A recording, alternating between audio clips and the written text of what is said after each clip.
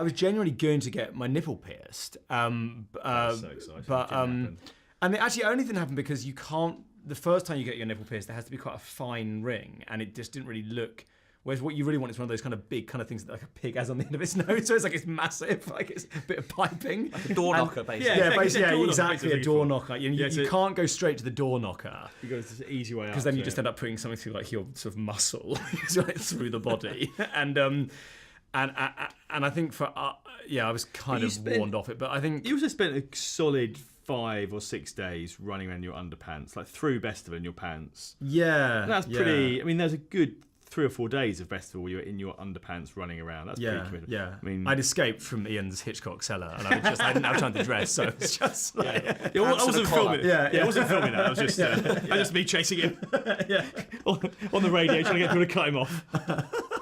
I mean, was there anything that you've pitched, Ian, and that you've turned down, Joe, or vice versa? Has there been any moment when you've gone, I'm not quite sure? No, I haven't actually. I don't. Just don't put ideas in his head. Don't make him think he can say no. You're allowed to turn things down. No, actually, no. No, okay, yeah, no. Well, no. In that case, I'm thankful for all the opportunities. Yeah, no, you're welcome. Sorry, I was going to say, in the film, Nick kind of has this meltdown, as it has documented, and does something pretty impulsive. Was that something you could both relate to? Have you done something ridiculously impulsive? Not just maybe when a relationship's broken up, but...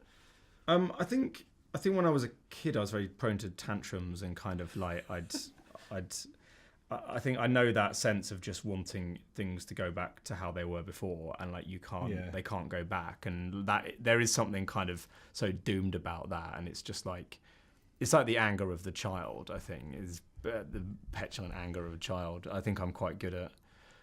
I mean, I'm patting myself on the back for not having dealt with.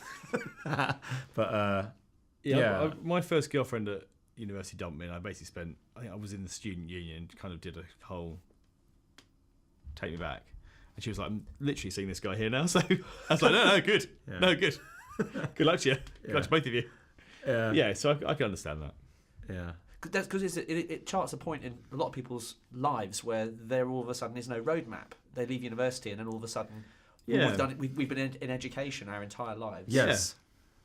That's exactly it. And like not knowing that there's a world outside, because he really wants to carry on with his relationship like after graduation, and his girlfriend is like, well, no, this is like, I'm just gonna go off and do something totally different. This is nothing to do with the rest of our life. Whereas I think he thinks that his life is sort of drawing to a close. Like he's like, and I remember graduation is funny because like, they dress you up in those kind of massive robes as though you're like a really really old judge or something. And it's like, well, the life's pretty much done. Any final thoughts? As you sort of like, there is a sense that it's an ending, whereas really it's a beginning. I think Nick he's struggling with that, and he doesn't really realise that there's any more road left to travel. And then actually, the film's partly about him realising that there's a lot more road left to travel. Yeah, all the things have been set in stone at that point, and that's how he wants to keep them. Yeah, but the festival blows that apart. Yeah, that's it. It's it's actually not a metaphor. It's just something that happens at the festival. And how important at the moment with the way the world is? Yeah. How important is comedy right now, do you think? I think it's really the most important thing. Well, the most important thing for me is cinemas are air conditioned. So the way the world is at the moment, £12 for what, an hour and a half? Yeah. Come on, that's got to be worth it. Yeah. But I suppose also there's people will need laughter, and this is not a particularly political film, to be honest. So it's it's nice to be able to go and. Just really, we both, I think, really just wanted to make it as funny as we possibly could. Yeah. And so people come out of the cinema and just feel a bit better about themselves and their lives than they did before they went in. Yeah. And a bit cooler. Yeah, that's exactly it. It's just trying to make something like we're just passionate about trying to make it as funny as we possibly can. I mean, I think that's really just what unites everyone on the film. And that's hopefully what we've achieved. Just very quickly, and what's the longest amount of time you've worn a pair of pants for, be it at a festival or another occasion? Less than Ian. 4 days. Yeah. And that's not even inside out and the other way around, it's just like 4 days. Yeah, 4 day pants. That's disgusting, and I don't know why we hang out, to be honest. If I've got time just off. Just on odour grounds. If I've got time off, I like to not wash. I just don't really understand. He's just from a different generation. It's like an 80s thing. Not that old.